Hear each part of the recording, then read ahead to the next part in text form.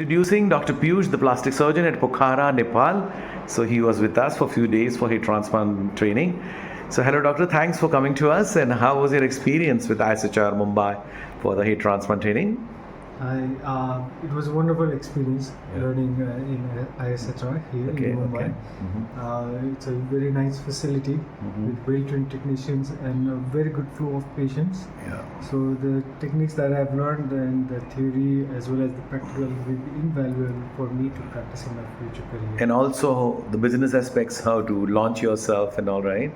Yeah, I've gained a lot of ideas as well as the experience that he had from Dr. Vivek, and I would look forward to implementing his philosophies as well as his ideas and implement my own philosophies in my new center in Pokhara. So nice, all the best to you, doctor. We'll be in touch once you launch your center. For 1 year the whole faculty is with you, and even if we have a patients over there, we want to refer to you, and if you have some students over there, so you may take the trainings as such. Okay doctor, all the best, and God bless, and all the best wishes to you. Thank you doctor.